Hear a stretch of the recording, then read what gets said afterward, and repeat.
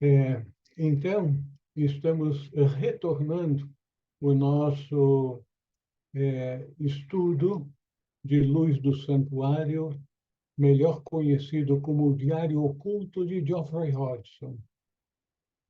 Como vocês se lembram, Geoffrey Hodgson foi um irmão que viveu no século passado, século XIX até quase que fins do século XX, e deixou mais de 60 livros, muitos e muitos artigos, foi extremamente prolífico e dedicado em compartilhar conosco, seus companheiros de jornada, suas experiências espirituais. São poucas as pessoas que têm essa lembrança de que sua experiência espiritual avançada pode ser muito útil para nós que estamos ainda nos primórdios da senda, e toda dica, toda orientação vai ser muito bem-vinda para nós. E ele foi uma pessoa extremamente dedicada, tinha vários interesses, todos relacionados com o serviço à humanidade. Inclusive, algo que é muito interessante para nós nos darmos conta, ele tinha um grupo não só de oração, de meditação, mas de cura.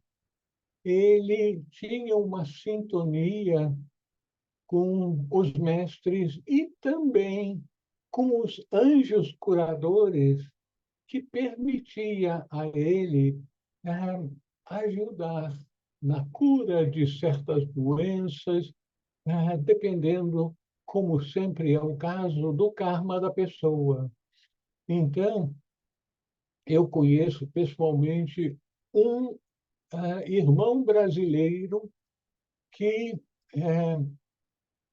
foi muito, vamos dizer assim, entusiasmado em desenvolver processos ocultos, que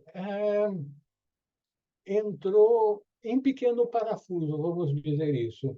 E um dos seus colegas de trabalho escreveu para o Geoffrey Hodgson, que veio à noite fora do corpo para essa cidade no Brasil, no sul do Brasil, e curou esse irmão. Então, nós temos essa experiência aqui no Brasil como um ser avançado espiritualmente pode curar, inclusive à distância. Então, nós temos muito que aprender com o Diário Oculto de Geoffrey Hodgson. E ele deixou esse legado exatamente para isso, para que nós pudéssemos aproveitar sua experiência de vida, o fato de ser um irmão mais velho, espiritualmente falando, para que a gente possa aprender com a experiência dos outros que já trilharam o caminho que nós agora estamos trilhando. Então, temos muito a aprender. E, então, vamos voltar, então, para o estudo do nosso texto. Eu vou, então, colocar o texto para nosso estudo e eu vou... Isso. Bom, eu estou propondo que nós venhamos a retomar o nosso trabalho nesse ponto. O, o slide 67, a senda, porque tem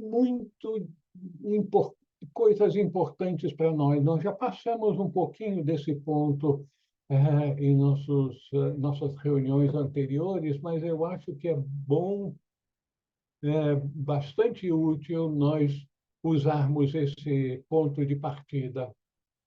Então, vamos agora falar sobre a senda e eu queria aumentar um pouquinho aqui.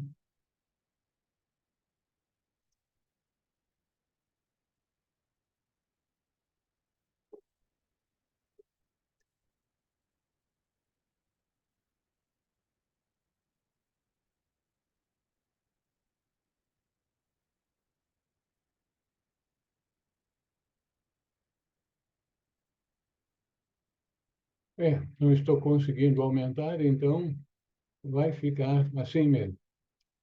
Então, é, vamos começar com a senda, as definições e o processo.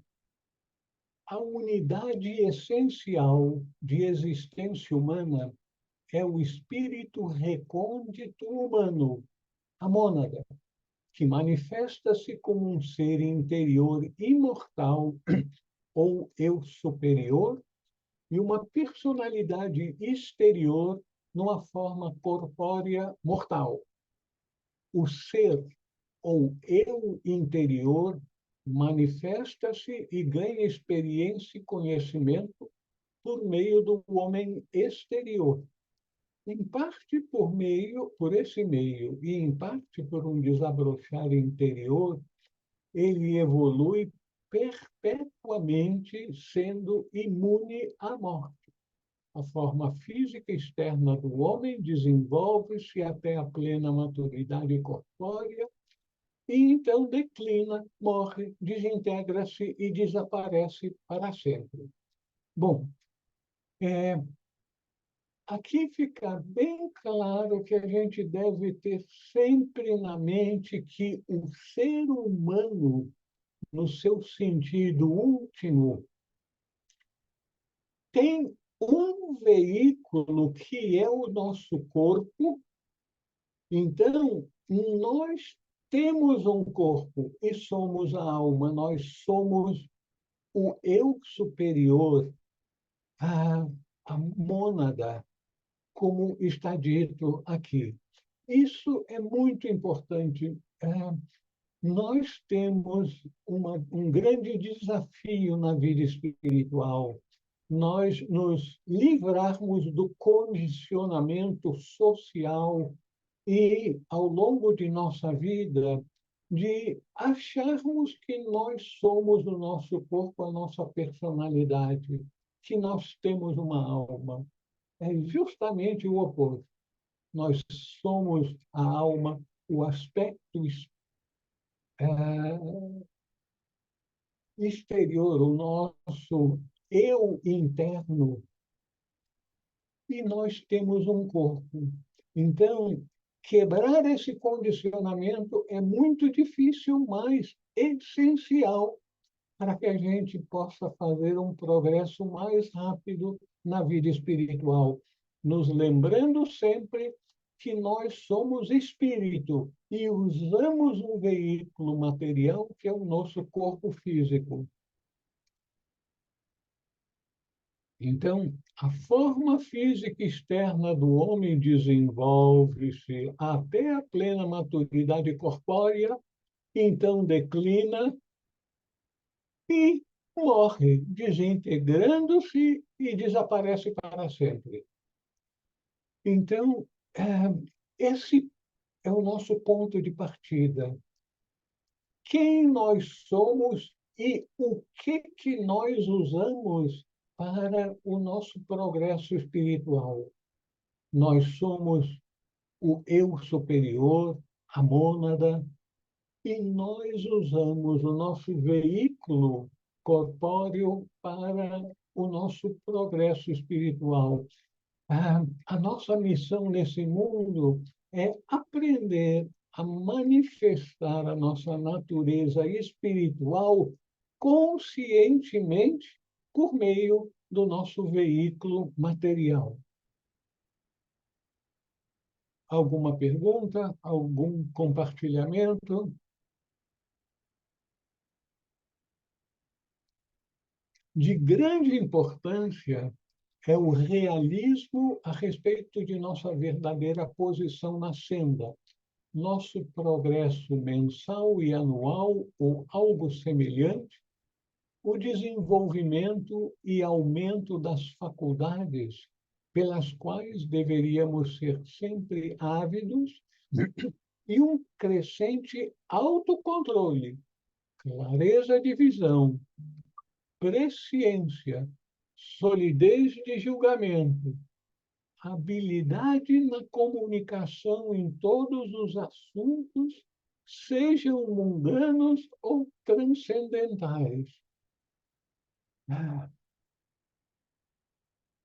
Nós verificamos que provavelmente temos mais facilidade para essa habilidade da comunicação nos assuntos do nosso mundo, do nosso dia a dia, e talvez menos em relação aos assuntos espirituais, transcendentais. Algum compartilhamento? Alguém quer falar alguma coisa? Raul, por favor, Sim, pois não. explica melhor essa questão da clareza de visão, presciência, por favor. Clareza de visão, presciência. Ele está falando aqui de uma habilidade avançada em que a pessoa é capaz de confrontar-se com o problema e ter uma visão avançada que vê além do que os olhos veem. Então, ser capaz de sensibilidade para com os assuntos com que estamos tratando. Quando a gente está conversando com uma pessoa, e a gente é capaz de sentir, ter um feeling do que aquela pessoa está passando por dentro. Muitas vezes as pessoas contam uma parte de um problema que estão vivendo, mas não falam tudo, como é natural. E presciência é a nossa capacidade de sintonizar com o sentimento, com a dor, com o problema do outro. Tá? Então, eu agradeço a pergunta aqui da Simone, que nos permite esclarecer alguns desses termos, conceitos que estão sendo apresentados, e eu gostaria de pedir encarecidamente a vocês que, no momento que tiverem alguma dúvida, quiserem acrescentar alguma ideia, não esperem que eu pergunte. A palavra está livre para vocês perguntarem e apresentarem suas ideias e contribuições. Pois não, Dilceia?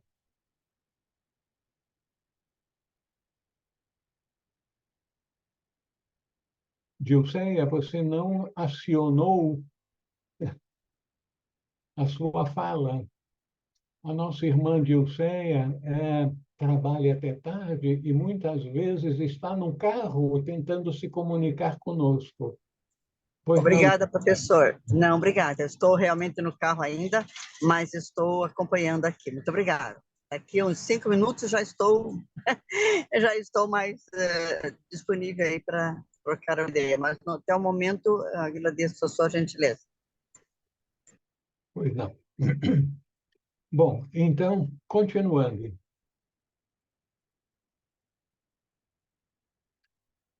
Tudo isso com o único objetivo de avançar a causa, nossa verdadeira utilidade para a fraternidade e para o nosso próximo, e para aumentar nosso requinte, sensibilidade, capacidade de resposta e canalização espiritual, um passo bem avançado, bem como o nosso crescimento firme e constante no verdadeiro conhecimento da ciência sagrada. Esses pontos são essenciais para o autoconhecimento no caminho. Isso aqui é muito denso, tem muita coisa que está sendo apresentada aqui. Nosso crescimento firme e constante no verdadeiro conhecimento da ciência sagrada. Nós lemos muito, nós participamos de algumas reuniões, mas talvez nós necessitemos de, quem sabe, meditar mais a respeito dos assuntos que nos interessam, que nos intrigam, para que a gente possa conseguir insights superiores.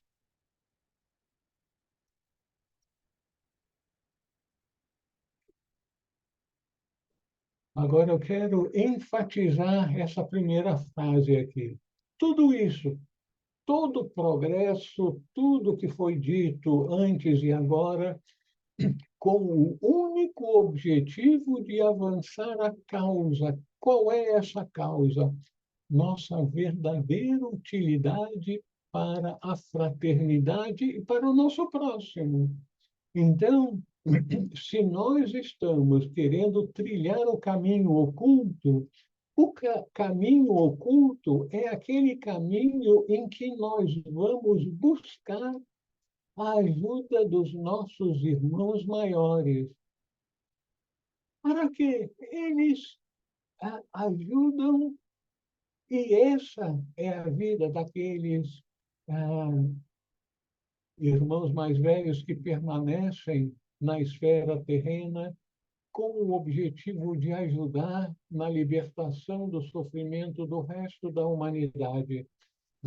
Esses seres alcançaram a iluminação e sabem tudo aquilo que é necessário para que venhamos também alcançar a iluminação. Mas nenhum mestre, seja Jesus, Siddhartha, Gautama ou Buda, ou nenhum outro mestre, vai nos pegar no colo e vai nos levar ao longo da senda para que a gente alcance a iluminação mais rapidamente. Eles vão nos facilitar, dar dicas e, principalmente, nos dar situações de vida nas quais nós venhamos a poder desenvolver o conhecimento, aquela sabedoria por parte da prática que nos permitirá acelerar no nosso caminho. Os irmãos mais velhos não nos dão comidinha na boca. Eles nos dizem: o alimento está ali, tome-o e se alimente espiritualmente. Inclusive, eles podem dar algumas dicas a respeito desse alimento, desse conhecimento que vai nos facilitar o crescimento espiritual. Mas nós temos que assumir a responsabilidade de nos desenvolvermos, e isso por meio do estudo, da meditação e do serviço.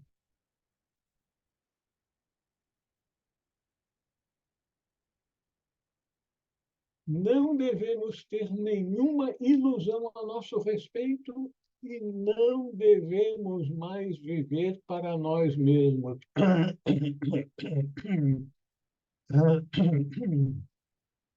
Estou com um problema na garganta. É, essa frase, essa última frase, não devemos mais viver para nós mesmos, deve ser um alerta para nós.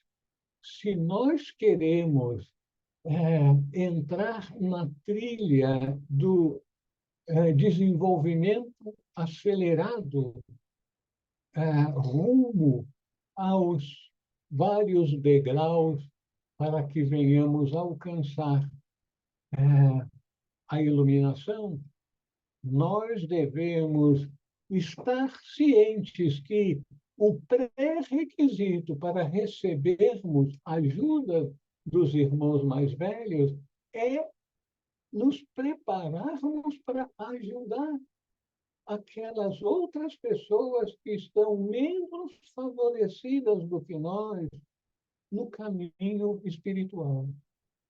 Então, isso aqui, assim, é um chacoalhar para nós. Nós devemos ter uma motivação altruísta. Nós queremos o desenvolvimento acelerado, mas o objetivo disso é nos capacitarmos para ajudar o próximo. Gostariam de fazer alguma pergunta? Esse tema abre muito espaço para nós pensarmos a respeito, conversarmos a respeito.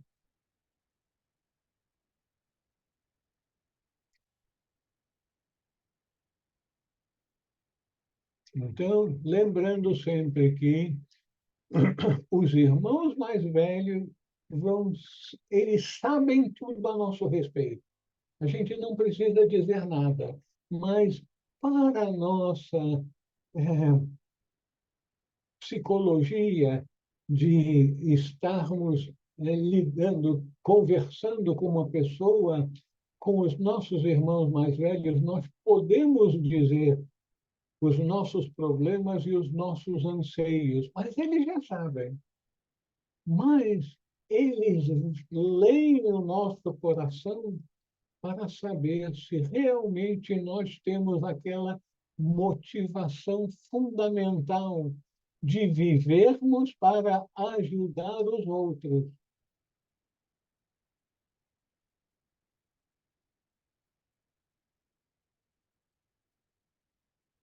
Não devemos mais viver para nós mesmos. Seguimos adiante? Raul, Pois não. Pois é, não. quando diz assim, não devemos viver para nós mesmos, né? É também relacionado ao ego, né? Ao ego, seria isso, né? Porque a gente tem que eliminar, deixar o ego e ser mais altruísta. A questão da fraternidade é mais voltado para isso, não é? É a questão do ego, porque aí a gente, como diz, não devemos ter nenhuma ilusão, porque o ego é uma ilusão. Isso, muito bem, Shirley.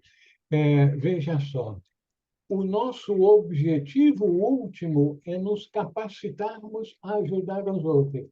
Você, como mãe, você procura se capacitar sempre mais e mais para ajudar a sua filha.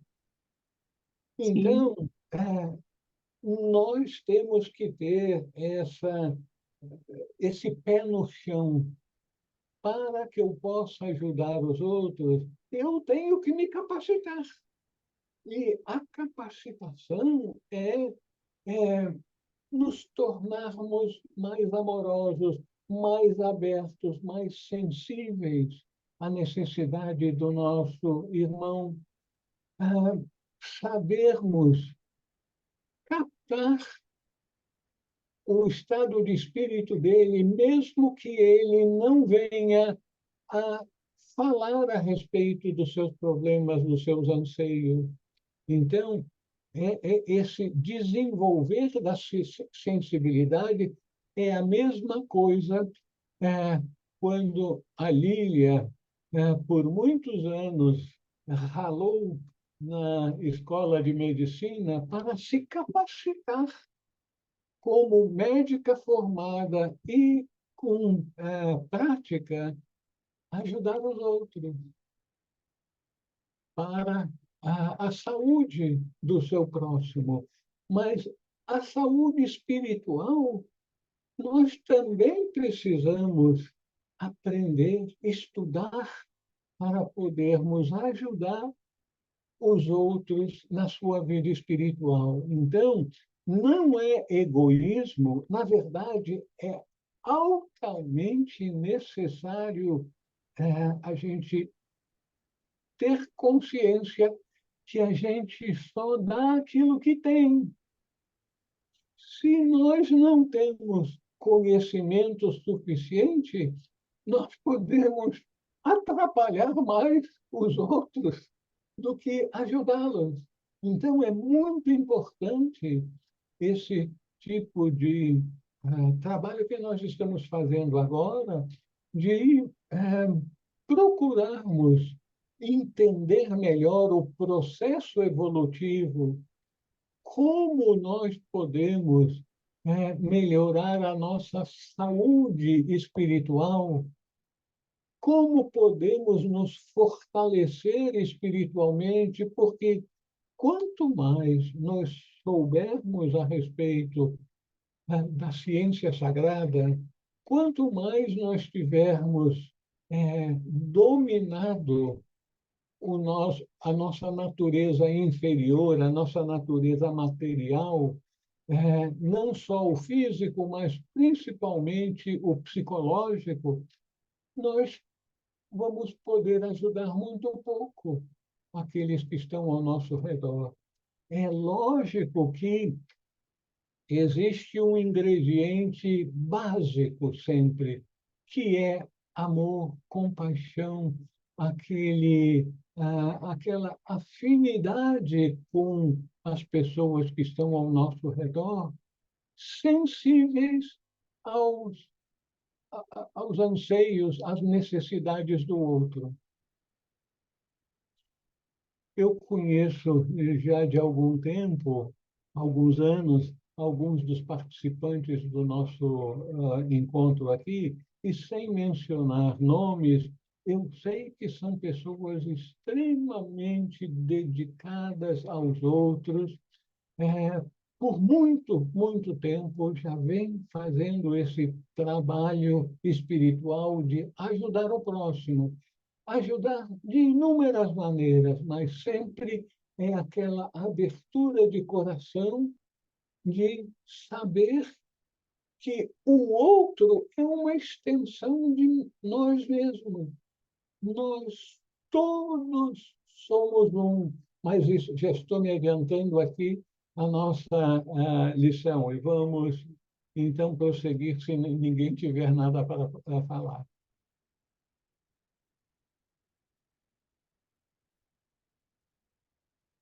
O espírito humano, o ser recôndito, a mônada, é um fragmento da divindade.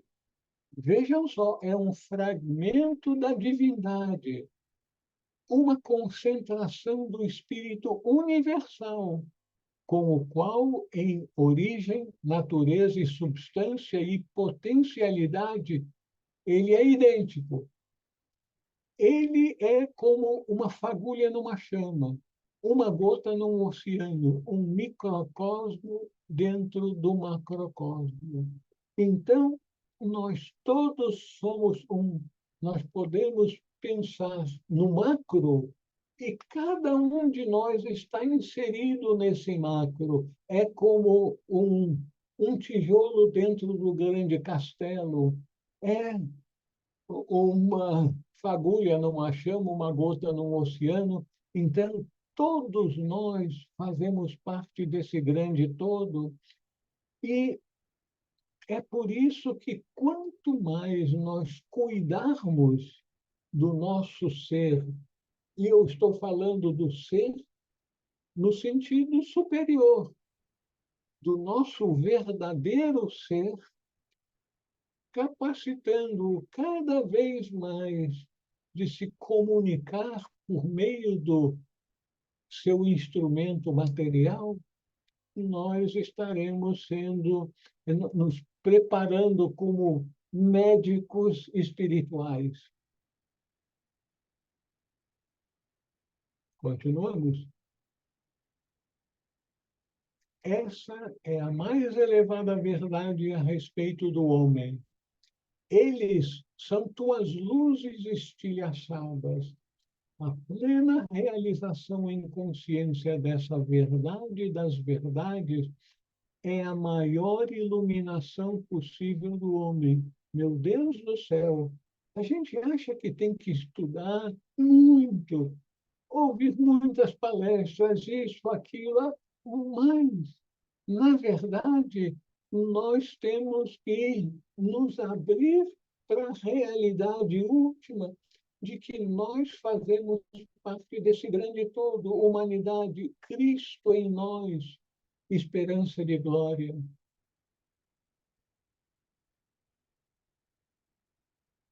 Com a realização do adeptado, a identidade do ser recôndito do homem com o ser recôndito do universo, o Atma com o Paramatma é plenamente alcançada. A pseudo-individualidade é dissolvida. Agora a coisa começa a ficar interessante.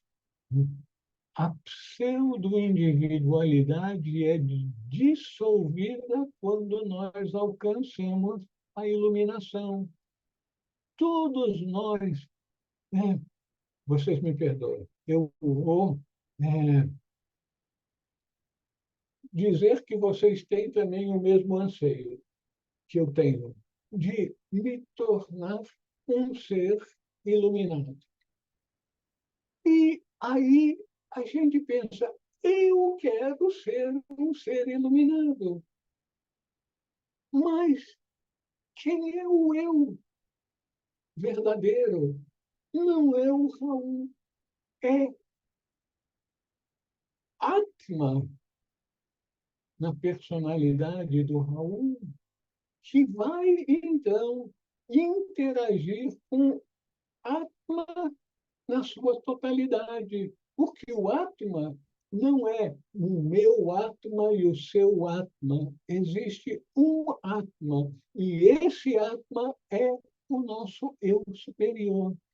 E aí a gente respira fundo, meu Deus, então o meu verdadeiro ser é um ser universal. Usando a terminologia cristã, o meu verdadeiro ser é uma expressão de Cristo. Meu Deus do céu, será que isso não é muita areia para o meu caminhãozinho? Não, essa que é a maravilha. Todos nós somos uma expressão de Cristo. Infelizmente, não ainda plenamente manifestada. E nós ainda não conseguimos ter o controle do Cristo interior para usar os poderes do Cristo interior, que são infinitos, para o bem da humanidade. Por isso, voltamos àquela parte anterior, alcançar a iluminação para o bem da humanidade. Então, com a realização do adeptado à identidade do ser recôndito do homem com o ser recôndito do universo, o Atma com o Paramatma é plenamente alcançada, a pseudo-individualidade é dissolvida. Isso, eu imagino que no estado evolutivo que eu me encontro, não vou dizer que vocês estão tão limitadas como eu, no estado espiritual em que eu me encontro, eu tenho dificuldade para imaginar que a pseudo-individualidade, eu nem consigo imaginar que eu tenho uma pseudo-individualidade. Eu ainda fico pensando, puxa vida, o que que eu vou fazer amanhã? O que que eu tenho que fazer para compartilhar com os meus companheiros de jornada? Então, como é difícil a gente, com todo o amor, com toda a dedicação, nos entregamos à vida espiritual, mas o nosso senso de separatividade, de sermos uma pessoa separada. Eu sou eu não sou, pelo menos não sou ainda todos os outros, porque está entranhado em nós a ideia de que nós somos a nossa personalidade, o nosso corpo. Esse é o grande desafio que todos nós temos na vida espiritual. Estarmos conscientes de que nós temos um corpo, mas nós somos o Espírito, nós somos Cristo em nós. Vai ser um salto em consciência quando nós realmente conseguirmos estar dia e noite consciente dessa realidade. Nós temos esse corpo, essa personalidade, como um veículo para um determinado propósito. Esse propósito é de ser útil às pessoas que ainda estão na consciência de corpo, consciência da personalidade, para podermos nos comunicar e, quem sabe, ajudar de alguma forma a esses irmãos e irmãs na sua jornada espiritual. Raul, Dorival, Ótimo, bem-vindo, Dorival. aí você falou uma palavra aí, eu cruzei com um pseudo individual, da individualidade é dissolvida, né? Aí você falou assim, o salto em consciência. Daí eu imaginei uma vibração, que falam muito de salto quântico, né? Aí eu pensei assim comigo, só poderia ser dissolvido se a minha vibração em consciência fosse um pouco mais além, aí ela dissolve. Seria isso? Exatamente. Dorival, eu sei que você medita todos os dias. Na meditação, você está buscando expandir a consciência, fazer com que a sua consciência deixe a limitação do eu sou Dorival para eu sou uma expressão divina. A gente tem dificuldade de visualizar o divino porque o divino não pode ser visualizado. Ele não é material que possa ser visualizado. Então, a gente, meu Deus do céu, como é que eu faço isso? Como é que eu, na meditação, consigo entrar em consciência com o divino?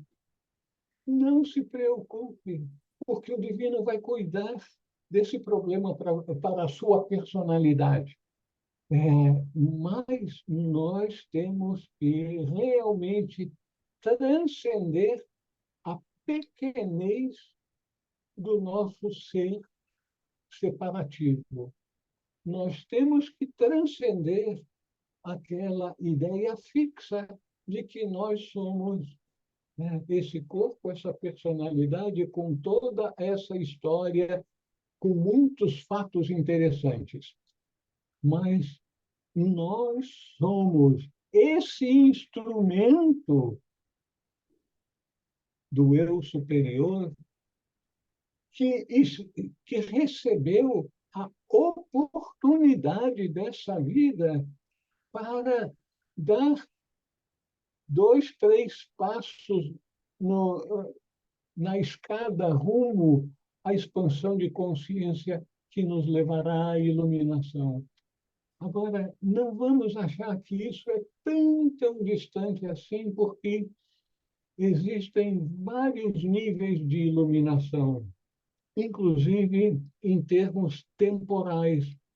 As pessoas podem ter flashes de iluminação, podem ter uma pequena iluminação durante a meditação profunda, e assim por diante.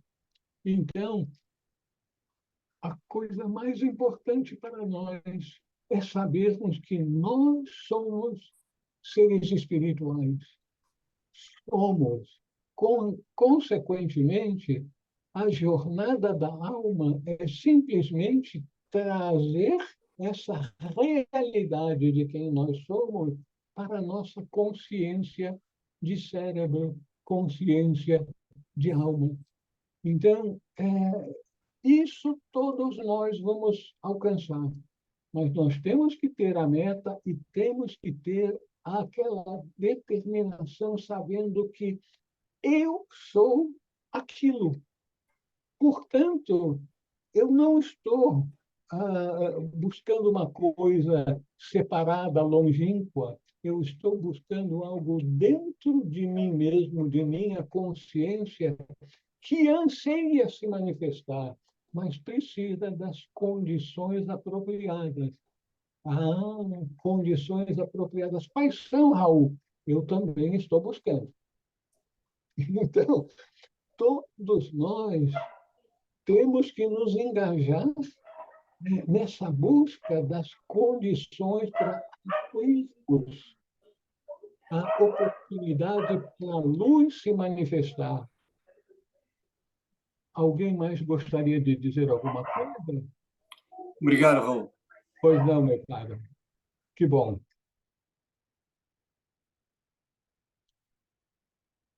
Então, vamos continuar? O adepto vive em perpétua experiência de identidade com o Espírito Universal. Isso é perfeição, nirvana ou salvação. Essa experiência de identidade com o Espírito Universal. Então, é perfeição, nirvana ou salvação, salvação da ilusão da individualidade separada. A gente ouve isso, acha bacana, mas está um pouquinho distante da minha realidade. Então, a ilusão da individualidade separada é a mais elevada realização humana e o propósito espiritual da existência. Então, é imprescindível que a gente saiba o nosso propósito, a nossa meta, porque a gente só pode alcançar o fim da linha, o fim da senda, se nós soubermos o que nós queremos alcançar, o que nós estamos buscando alcançar trilhando essa senda espiritual.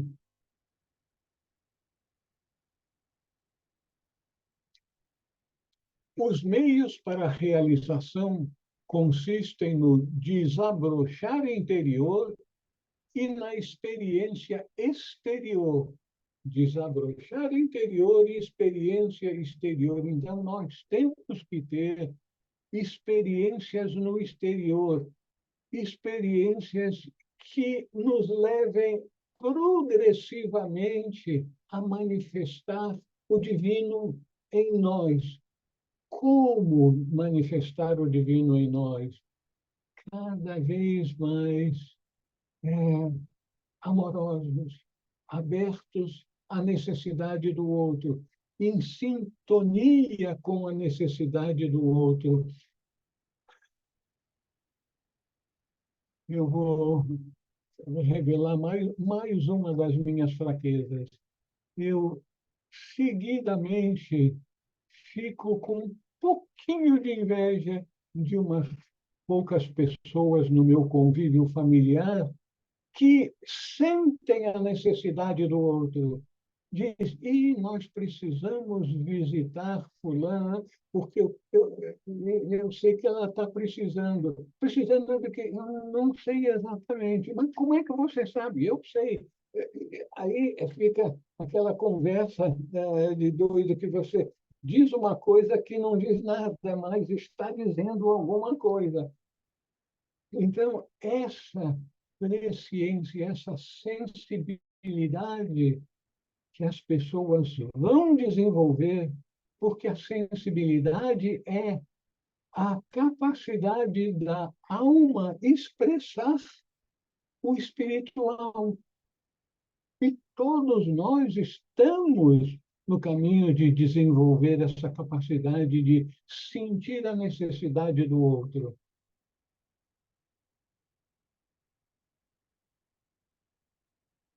Então, o desabrochar interior é contínuo, enquanto repetidos renascimentos físicos, reencarnações, oferecem o tempo necessário e quanto tempo a oportunidade e a experiência externa. Eu vou adiantar um pouquinho mais adiante no Diário Oculto de Geoffrey Hodgson, quando o mestre está falando para Geoffrey Hodgson sobre as experiências dele, Geoffrey Hodgson, em encarnações anteriores, a sua evolução. E disse que você começou a desenvolver sua capacidade ocultista, começou há 5.000 anos atrás, no Egito. Meu Deus do céu, 5.000 anos atrás. Não vamos pensar que nós temos 5.000 anos pela frente para alcançar alguma realização espiritual como o Geoffrey Hodgson. Nós não sabemos quantos mil anos de trilhar da senda nós temos. Agora, uma coisa é certa: nós não começamos a nossa busca espiritual nessa encarnação. Não começamos. Nós, olha, eu vou dizer uma coisa, mas entenda bem, nós somos almas velhas. Eu não estou dizendo que ninguém aí tem um corpo velho. Almas velhas, nós somos almas velhas que já estamos no caminho há várias encarnações, porque senão nós não estaríamos assim nessa busca com um sentimento de carência. Eu preciso, eu quero, e a gente tem dificuldade de definir exatamente aquilo que a gente quer, porque é uma mistura de coisas, de capacidades, mais do que coisas específicas. Então, nós todos já estamos no caminho por várias encarnações, porque senão nós não teríamos essa determinação, continuarmos na busca, procurando aqui, acolá, lendo isso, lendo aquilo e sentindo no interior do interior da gente que nós estamos no caminho, precisamos perseverar. Isso é sinal de uma alma velha.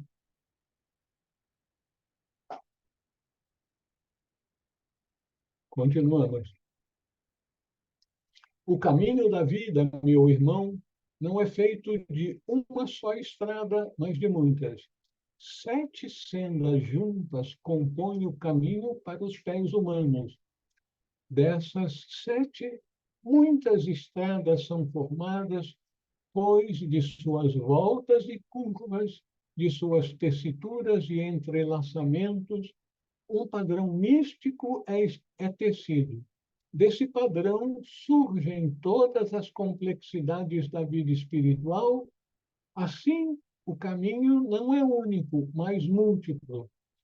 Mais adiante, o mestre vai falar para o Geoffrey Hodgson que, além de ter começado há 5.000 anos no Egito, ele também trilhou a senda na Grécia, no Oriente Médio, na Palestina e assim por diante. Então, e que também teve experiências não só como místico, mas como ocultista, como buscador espiritual, inclusive desenvolvendo a capacidade de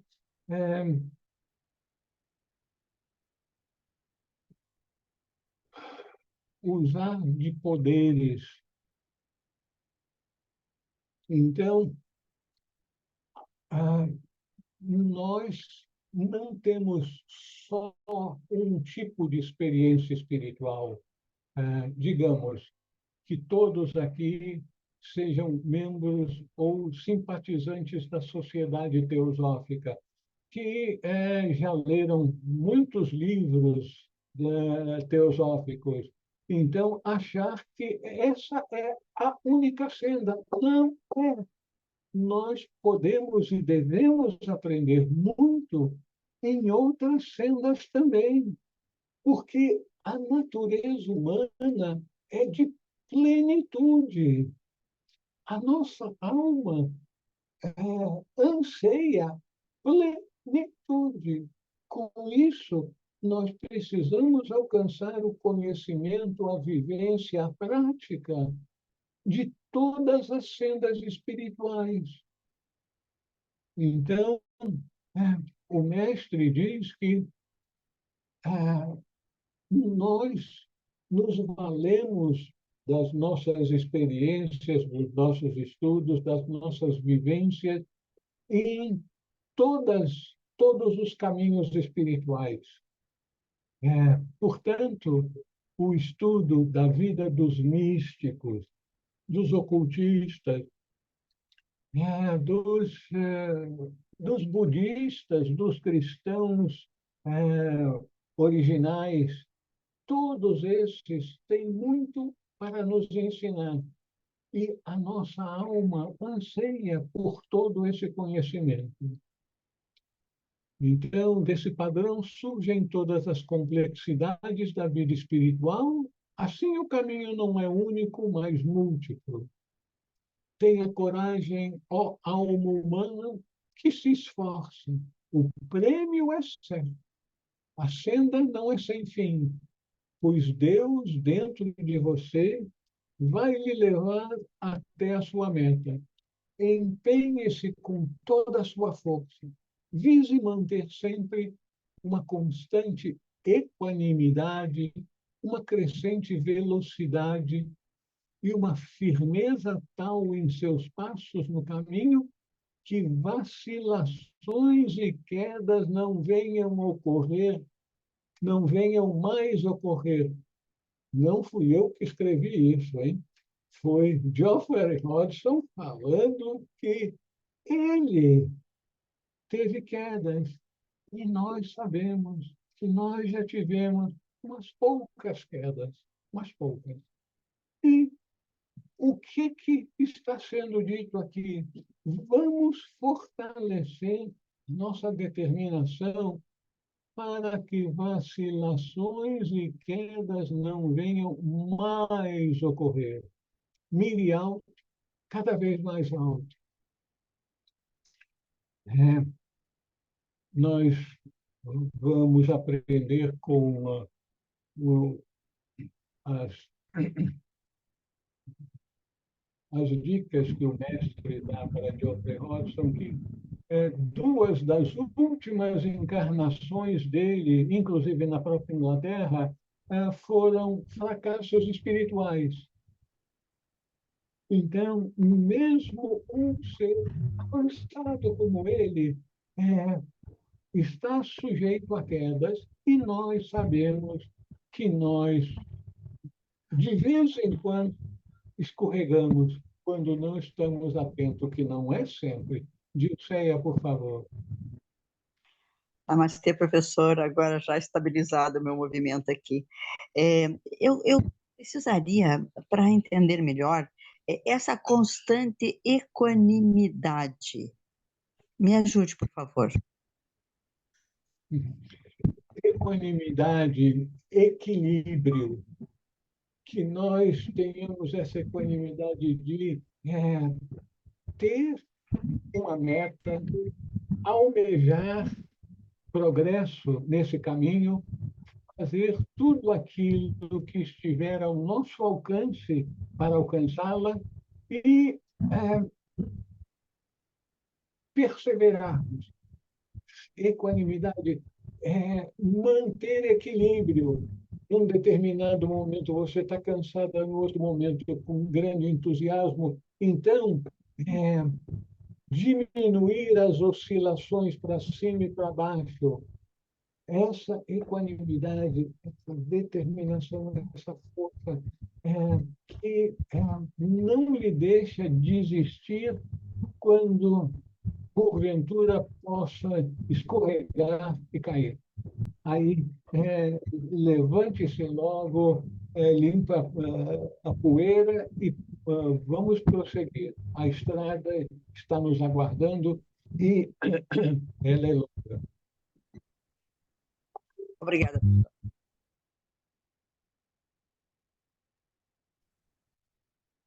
Alguém mais gostaria de dizer alguma coisa? Então, mire alto, cada vez mais alto. Em virtude de sua herança divina, entre naquele esplêndido mundo da razão pura, a terra onde todo conhecimento da multiplicidade é ganho na cognição do um. Que frase assim que demanda a gente parar um pouquinho para captar, em virtude da sua herança divina, como todos nós somos expressões divinas, essa é a nossa herança divina. Como filho pródigo que fomos para uma terra distante, levando as riquezas do reino do Pai, que nós dissipamos com o passar do tempo, nós viemos da casa do Pai com as riquezas do Pai, que essas riquezas são espirituais, obviamente. Entre naquele esplêndido mundo da razão pura, a terra onde todo conhecimento da multiplicidade é ganho na cognição do um. Então, todos nós somos expressões divinas. E o divino expressa-se em todas as expressões do mundo. Todas as expressões que são manifestadas pelos seres humanos são possíveis, inclusive para nós. Lembre-se que a qualidade das inspirações que você recebe depende tanto de você mesmo quanto da consciência inspiradora. Quanto mais você se expande e mais puro se torna, e mais puro se torna, melhor será a medida da verdade que você vai receber. Então, muitas pessoas são um pouco inocentes ao achar que se ajoelhando e rezando para, não importa que ser, seja Jesus ou qualquer outro mestre, ou mesmo Deus, que a gente venha pedir isso, aquilo outro, nós vamos ter que acordar para o fato de que nós recebemos aquilo que nós merecemos e aquilo que nós criamos a vibração para que essa coisa venha a nós. Criemos a vibração, o que é isso? se nós temos uma vibração voltada para violência, né? Para as lutas no MMA dos Estados Unidos, vale tudo, gostamos de ver pancada. Esse tipo de vibração, obviamente, não será um facilitador para que a gente entre em sintonia com o divino. Então, nós temos que nos tornar cada vez mais puros e nos sintonizarmos com o alto para que a gente venha a receber cada vez mais verdades profundas. Por que que é tão importante a meditação? A meditação visa que a gente deixe para trás a nossa consciência de vigília do dia a dia, com interesse e preocupação com as coisas deste mundo. E a gente se abra e busque sintonizar com o espiritual. Então, vai depender da nossa sintonia com o divino, recebermos aquilo que a gente merece. A lei de causa e efeito funciona também na vida espiritual. A vibração que nós temos no nosso dia a dia vamos dizer, aliviada, melhorada por aquilo que a gente pode alcançar na meditação, é aquele tipo de inspiração que nós vamos receber do alto em meditação ou em outras situações da vida.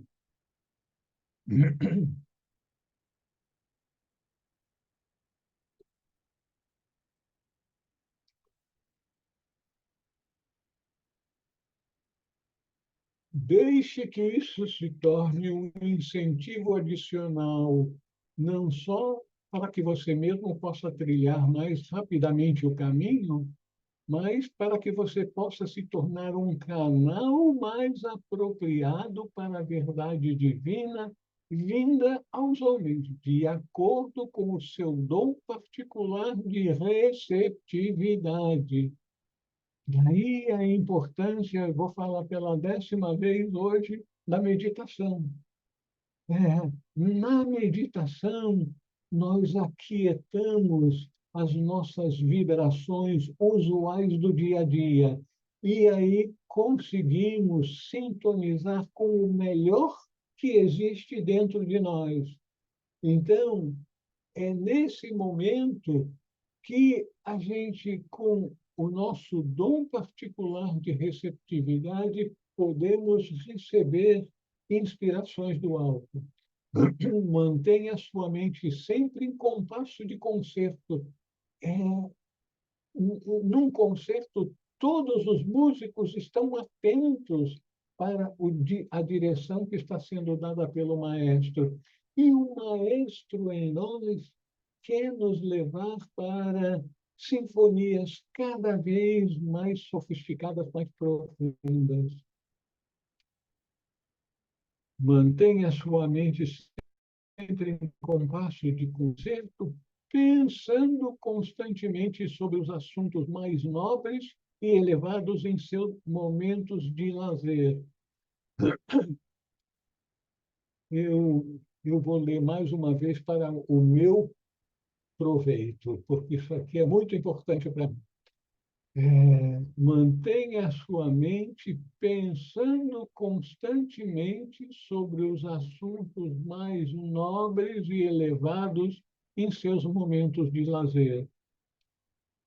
Que a gente, algumas vezes, para não dizer seguidamente, em nossos momentos de lazer, nós estamos pensando nas preocupações do dia a dia.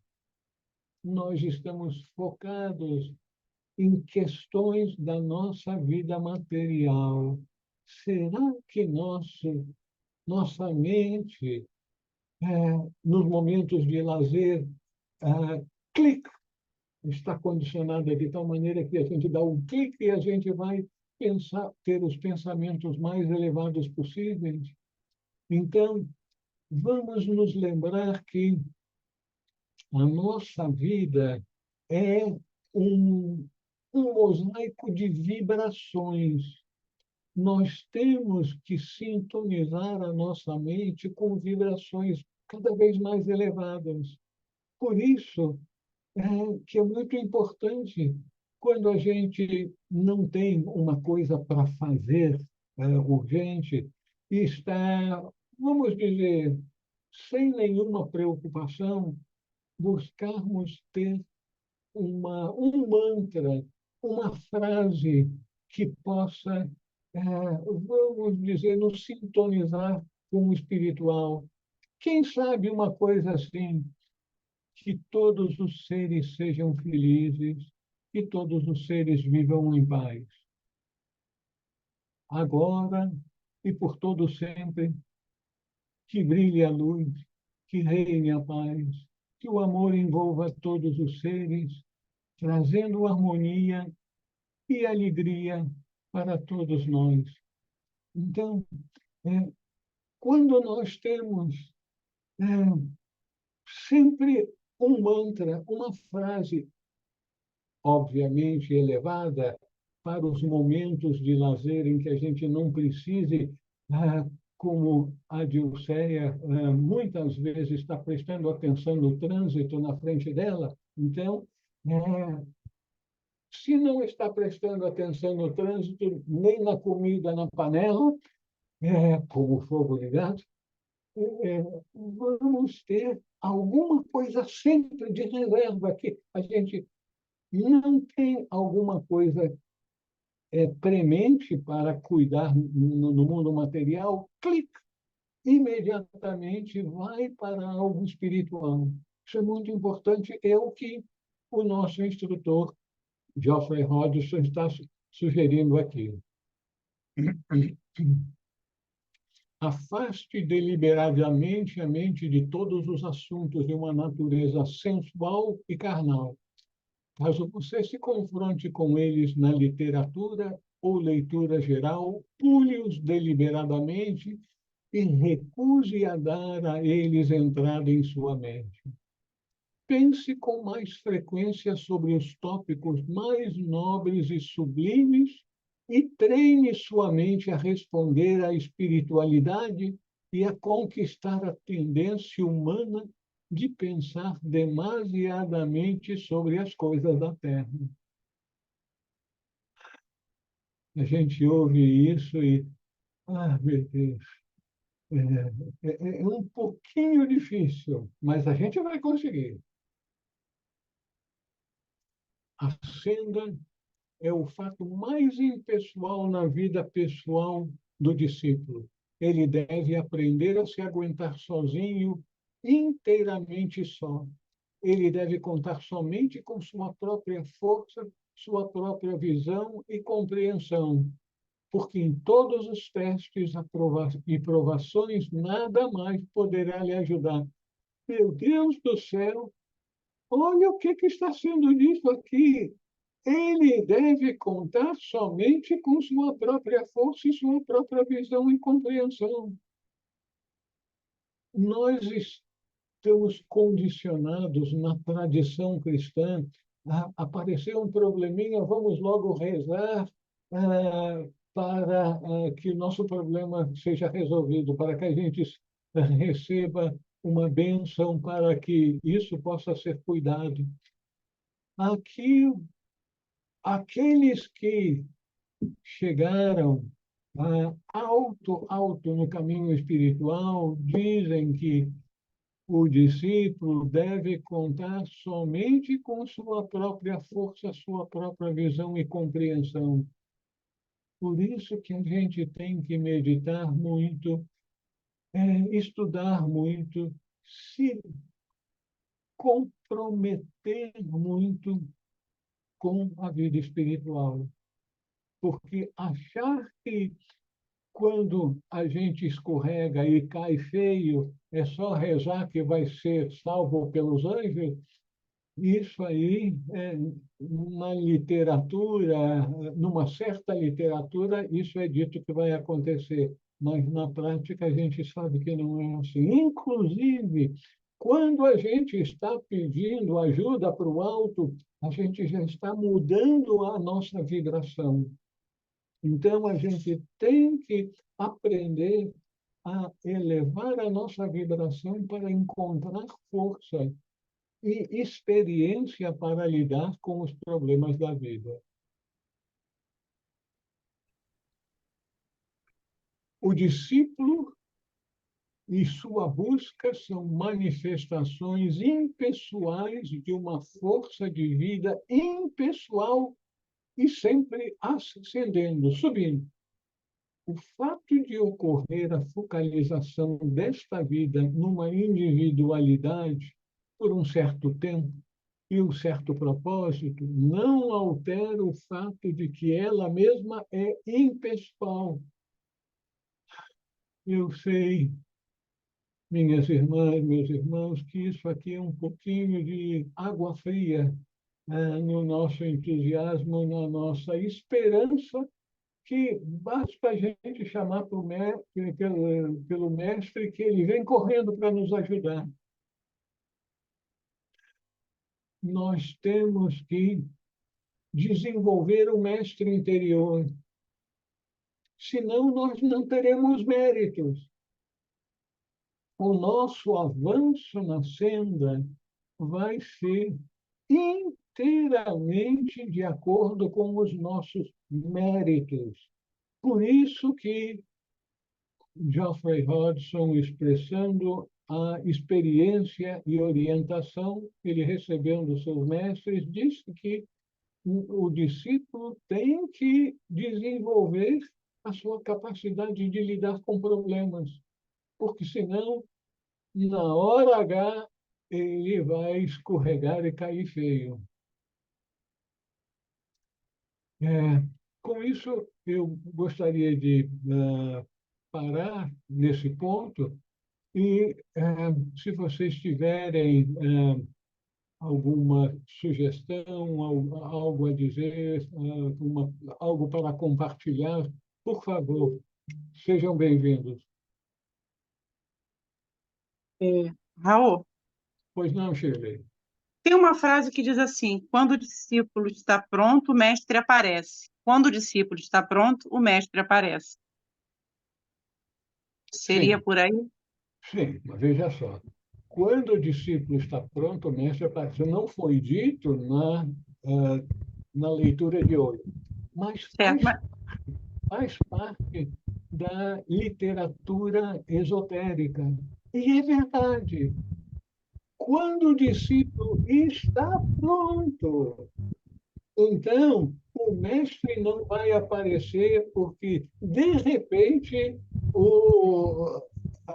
um político corrupto por muitos e muitos anos meu Deus do céu, eu tive essa doença, será que, nossa, será que eu posso morrer? Não, eu tô querendo fazer as pazes com Deus. Olha, eu sou muito devoto de tal santo, eu ouvi dizer que tem uns seres de luz que ajudam a gente.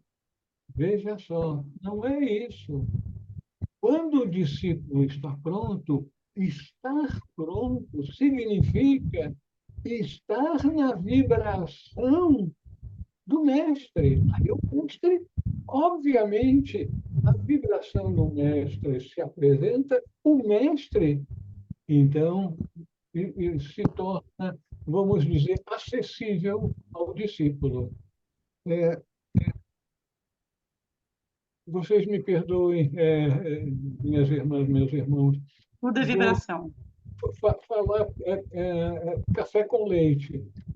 Voltar à lei primordial da vida, lei de causa e efeito.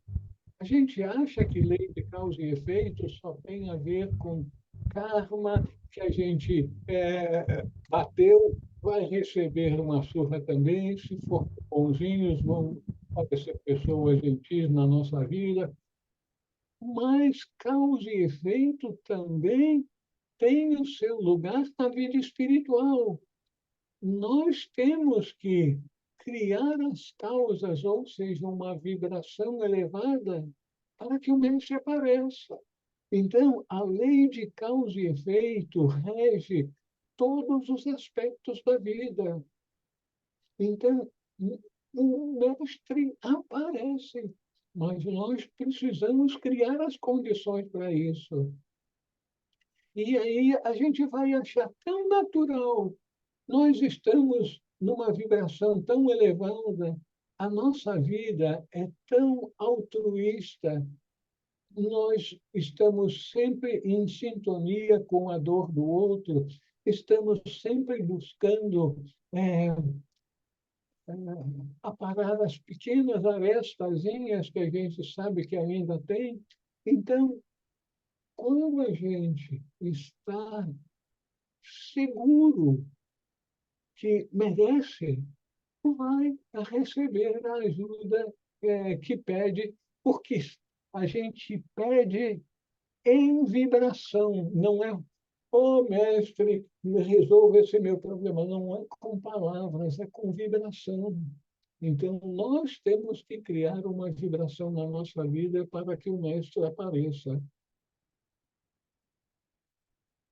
Internamente, né? É isso mesmo. Viva em nós. Não vamos nos iludir que o mestre vai nos pegar no colo porque a gente escorregou e caiu. Não.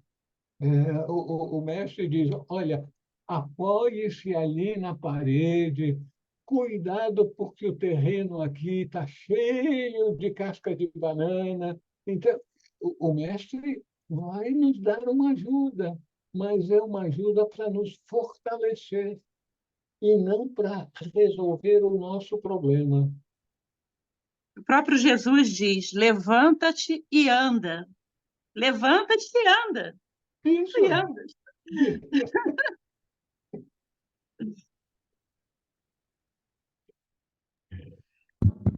Professor, Pois não, Dilce. essa lição de hoje, neste final aqui, é surpreendente, né? Porque é uma vida fazendo isso, ajoelhando na beira da cama e pedindo solução para o seu problema, para a sua vida, e né, para os seus filhos e para todos os que estão com problema, afinal, né? E uma frase que o senhor acabou de falar é que esta solução não tiraria de você o mérito. Isso é forte, não é? Não, é isso mesmo. A vida espiritual é uma vida de meritocracia. Olha, É o ponto crucial. tem uma frase americana que eu ouvi tantas vezes lá nos Estados Unidos que eu acabei não gostando de ouvir. There is no free lunch. Não existe uma refeição grátis. Tá? A gente precisa de fazer o nosso esforço para receber uma refeição. A gente precisa criar a vibração, a situação de vida para que a gente venha a receber aquilo que a gente está buscando. E se a gente está buscando material, a gente vai ficar no material, não estamos na vida espiritual. Então, nós precisamos aquela determinação de fazer aquela virada para cada vez mais dedicarmos a nossa mente, o nosso coração, a nossa vida ao espiritual. É lógico que nós estamos no mundo material.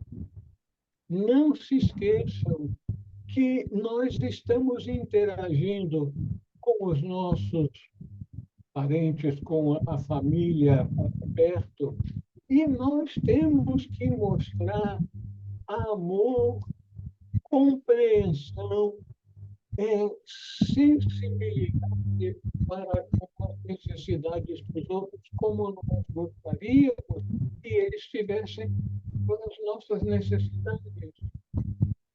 Então, a vida espiritual começa ao seu redor. Como é difícil, às vezes, né, a gente aceitar um, um chega para lá do consorte de um filho, né, de um parente, é, aquilo que a gente acha que é uma injustiça. Mas eu não mereço isso. Por que ele, ela, está fazendo isso comigo, falando desse jeito? Mas voltamos à lei básica, fundamental de toda manifestação, a lei de causa e efeito, a lei do karma. A gente recebe sempre, sempre aquilo que a gente merece. Não significa que merece das circunstâncias do momento. É por isso que a gente muitas vezes fica chateado, acha que está recebendo uma injustiça, porque a gente sinceramente diz: eu não merecia ser tratado assim nesse momento. E provavelmente vocês estão certos, mas não estão certos em relação a todas as suas muitas vidas. Parênteses. Vocês já me ouviram falar que as pessoas que estão nas últimas etapas da vida espiritual para alcançar a iluminação, invariavelmente têm uma vida muito cheia de problemas, de dores, perseguições, isso, aquilo. Vocês já leram alguma coisa sobre Chico Xavier? Leram sobre Blavatsky? Sobre Irmã Dulce, Teresa e assim por diante? Todos esses seres maravilhosos, como receberam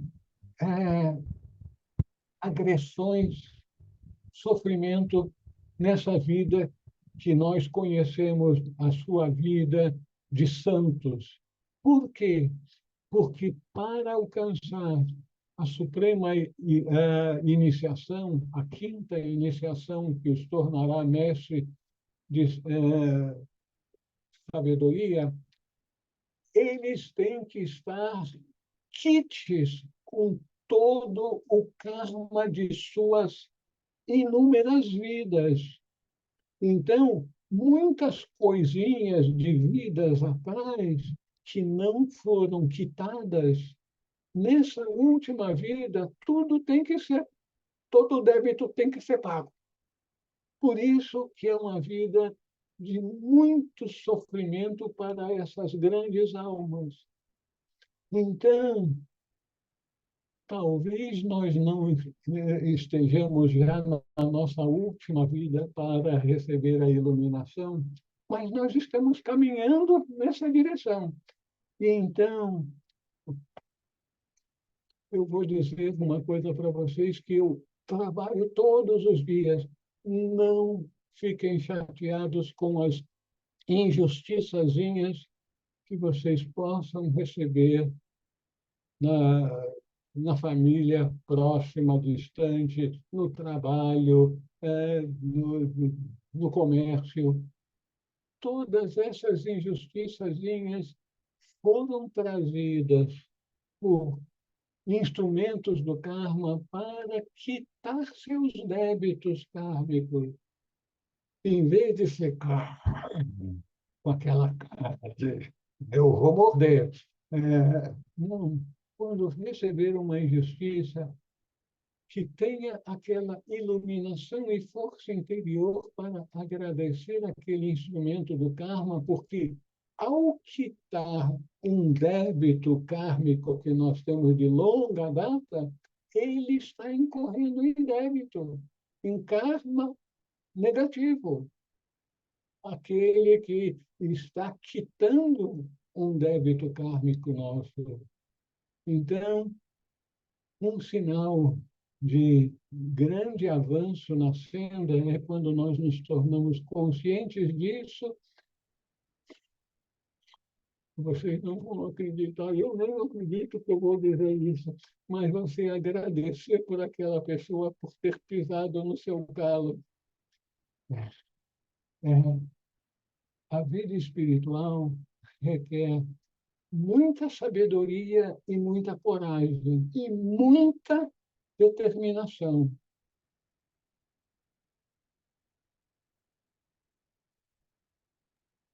Obrigada, professor. Podemos encerrar a nossa reunião? Eu agradeço a paciência de todos. Ah, continuaremos depois do Carnaval. Todas as coisas no Brasil acontecem depois do Carnaval. Então, depois do Carnaval, voltaremos às nossas reuniões, terças-feiras, às 7 da noite, com a ajuda da nossa irmã Lília. Quando é depois do carnaval? Dia 20 de fevereiro. Obrigada. De nada.